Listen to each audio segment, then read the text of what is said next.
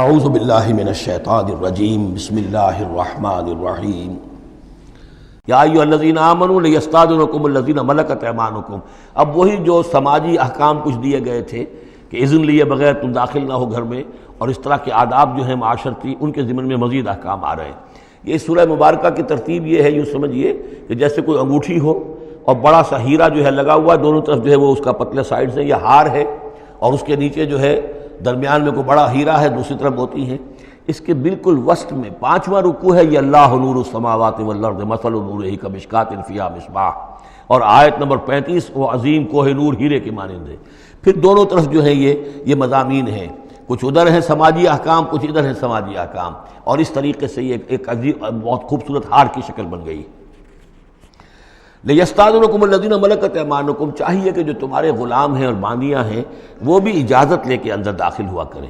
والذین لم یبلغوا الحلم، اور وہ لوگ بھی تمہارے کہ جو کہ ابھی وہ بالغ نہیں ہوئے ہیں، وہ بچے بھی، منکم ثلاث مرات، 3 اوقات دن رات کے ایسے ہیں کہ جن میں خاص طور پر جو پرائیویسی کا اہتمام ہونا چاہیے، اور اس میں یہ کہ کوئی بھی اجازت لیے بغیر بچے بھی نہ جائیں۔ من قبل صلاۃ الفجر، ایک تو فجر کی نماز سے قبل، وحین تضعون ثیابکم من الظہیرۃ، اور جو تم ظہر کے وقت ظہیرہ جس کو کہتے ہیں، اپنے کپڑے ذرا اتار کے سستاتے ہو، قیلولہ کرتے ہو، ہلکے کپڑوں کے اندر انسان لیٹتا ہے۔ ومن بعد صلاۃ العشاء، اور نماز عشاء کے بعد۔ ثلاث عورات لکم، یہ 3 اوقات تمہارے پردے کے اوقات ہیں، یہ تمہاری خاص پرائیویسی کے اوقات ہیں۔ لیس علیکم ولا علیہم جناح بعدہن، ان کے علاوہ عام حالات میں کوئی حرج نہیں ہے۔ بعدہن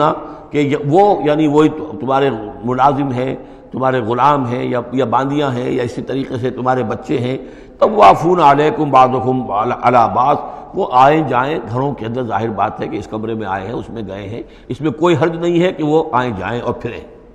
کذالک یبین اللہ لکم الآیات، اسی طرح اللہ تعالیٰ تمہارے لیے اپنی آیات واضح کر رہا ہے۔ واللہ علیم الحکیم، اور اللہ تعالیٰ علیم اور حکیم ہے۔ وَإِذَا بَلَغَ الْأَطْفَالُ مِنْكُمُ الْحُلُمَ، اور جب تمہارے بچے جو ہیں، جو لڑکے ہیں، وہ بھی بالغ ہو جائیں، انہیں سب سمجھ آ جائے، جو بھی معاملات ہیں دونوں شوق کے، فَلْيَسْتَأْذِنُوا كَمَا اسْتَأْذَنَ الَّذِينَ مِنْ قَبْلِهِمْ، تو پھر وہ بھی اذن لے کر اسی طرح داخل ہوا کریں جیسے کہ پہلا حکم آیا تھا کہ اذن لیے بغیر گھر میں داخل نہ ہو۔ کذالک یبین اللہ لکم آیاتہ، اس طرح اللہ تعالیٰ تمہارے لیے اپنی آیات کو واضح کر رہا ہے۔ واللہ علیم الحکیم، اللہ علیم اور حکیم ہے۔ والقواعد من النساء اللاتی لا یرجون نکاحا،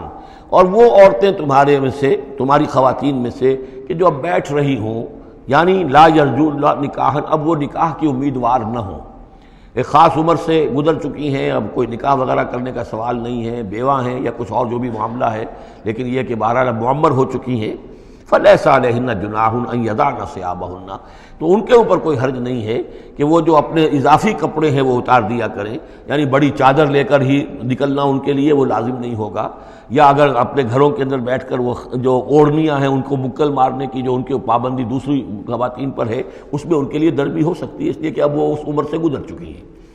والقواعد من النساء اللاتی لا یرجون نکاحا فلیس علیہن جناح ان یضعن ثیابہن غیر متبرجات بزینہ، لیکن ان کی نیت یہ نہ ہو کہ وہ اپنی زینت کو وہ ظاہر کریں اور لوگوں کی نگاہوں میں لائیں، نیت کا معاملہ جو ہے وہ دوسرا ہے۔ وَأَن يَسْتَعْفِفْنَ خَيْرٌ لَهُنَّ، اور اگر وہ اس معاملے میں احتیاط ہی کریں تو بہتر ہے، اس رعایت سے فائدہ نہ اٹھائیں تو بہتر ہے، اس لیے کہ شیطان جو ہے وہ ہر وقت طاق میں لگا رہتا ہے، نہ معلوم کس وقت اس کے دل میں کیا خیال پیدا کر دے۔ واللہ سمیع علیم، اور اللہ سب کچھ سننے والا اور جاننے والا ہے۔ لیس علی الاعمی حرج، اب چونکہ یہ جو احکام دیے جا رہے تھے تو اس معاشرے کے اندر ایسا بھی تھا کہ کسی خاندان کے ساتھ کچھ لوگ جو ہیں بیچارے، کوئی لنگڑا ہے، کوئی اندھا ہے، اپنے برادری کا ہے، اپنی رشتہ داروں میں سے، وہ بھی گھر میں رہ رہا ہے، وہ اپنی کوئی آزاد جو معاش اور آزاد جو ہے کوئی معاشرتی حیثیت کا اہل نہیں ہے، تو اب ان کے لیے کیا ہوگا؟ کیا یہ ساری پابندیاں جو ہیں اسی طریقے سے ان کے اوپر بھی پوری طریقے سے عائد کی جائیں گی؟ تو ان کے ضمن میں کہا جا رہا ہے کہ وہ اگر تمہارے گھروں میں رہیں تو کوئی حرج نہیں ہے۔ لیس علی الاعمی حرج، کوئی کسی اندھے کے اوپر کوئی حرج نہیں ہے، کوئی تکلیف نہیں ہے۔ ولا علی الاعرج حرج، اور نہ ہی کسی لنگڑے پر، ولا علی المریض، اور نہ بیمار پر، حرج ولا علی انفسکم، نہ تمہارے اوپر کوئی اس میں کوئی تنگی ہے، ان تاکلوا من بیوتکم و بیوت آبائکم، کہ تم کھانا کھایا کرو اپنے گھروں سے، اپنے باپوں کے گھروں سے، اور بیوت امہاتکم، یا اپنی ماؤں کے گھروں سے، اور بیوت اخوانکم، اپنے بھائیوں کے گھروں سے، اور بیوت اخواتکم، یا اپنی بہنوں کے گھروں سے، اور بیوت اعمامکم، یا اپنے چچاؤں کے گھروں سے، اور بیوت عماتکم، یا اپنی پھوپھیوں کے گھروں سے، اور بیوت اخوالکم، یا اپنے ماموں کے گھروں سے، اور بیوت خالاتکم، یا اپنی خالاؤں کے گھروں سے، او ما ملکت مفاتحہ، یا یہ کہ جس کی کنجیاں تمہارے ہاتھ میں ہے، کارخانہ ہے، اس کے مالک ہی تم ہو، وہاں جاؤ اور وہاں پر جا کر کھانا پینا ہو تو کھاؤ، اور صدیقکم، یا تمہارے اپنے دوست ہیں اس کے گھر سے، لیس علیکم جناح ان تاکلوا، کوئی حرج نہیں ہے تم پر اس میں، ان تاکلوا جمیعاً، کہ سب مل کر کھاؤ، او اشتاتا، یا علیحدہ علیحدہ کھاؤ۔ اس کو خامخواہ بعض لوگوں نے عورتوں اور مردوں کے اوپر وہ جو ہے اس کا انطباق کر دیا ہے کہ چاہیں تو عورت اور مرد مل کر کھائیں اور چاہیں تو وہ علیحدہ علیحدہ کھائیں۔ یہاں مراد یہ ہے کہ بسا اوقات ایسے مواقع پر انتظار میں بڑی دقت ہوتی ہے، جیسے آج کل آپ کو معلوم ہے کہ ولیمہ ہے اور ٹائم دے رکھا ہے 9 بجے کا اور 12 بج رہے ہیں رات کے، لڑکی والے تو آئے نہیں ہیں اس لیے ولیمہ ہو نہیں سکتا، بیٹھے ہوئے لوگ سوکھ رہے ہیں، کیا ضرورت ہے؟ جو آئے ہیں وہ کھائیں اور جائیں۔ لہذا یہ نہیں ہے کہ سب کے سب جمع ہو کر ہی اور ایک ہی جمعیت ہو تبھی وہ کھائیں، بلکہ یہ کہ اپنی ضرورت کے تحت جیسے بھی ہو، اگر سب مل جل کر بیٹھ کر کھائیں تب بھی کوئی حرج نہیں، اور اگر علیحدہ علیحدہ گروپس کے اندر یہ کھا لیا جائے تب بھی کوئی حرج نہیں۔ یہ مجلسی احکام جو دیے جا رہے ہیں، اس سے مراد یہ نہیں ہے کہ سطر اور حجاب کے احکام بھی یہاں پہ ٹوٹ جائیں گے، اور یہاں پر جو ہے گھریلو جو ہے اگر پارٹیز کوئی تھرو کی گئی ہیں تو اس میں کوئی پردے وردے کی حاجت نہیں ہے، اس میں مرد اور عورتیں جو ہیں وہ مخلوط طور پر شریک ہو جائیں، معاذ اللہ، یہ مراد نہیں۔ فَإِذَا دَخَلْتُمْ بُيُوتًا فَسَلِّمُوا عَلَىٰ أَنفُسِكُمْ، پھر جب تم گھروں میں داخل ہو تو اپنے آپ پر سلام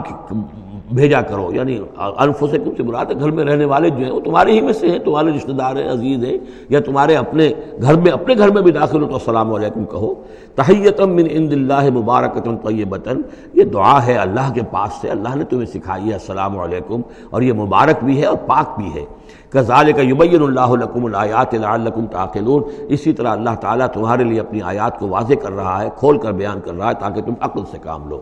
صدق اللہ العظیم۔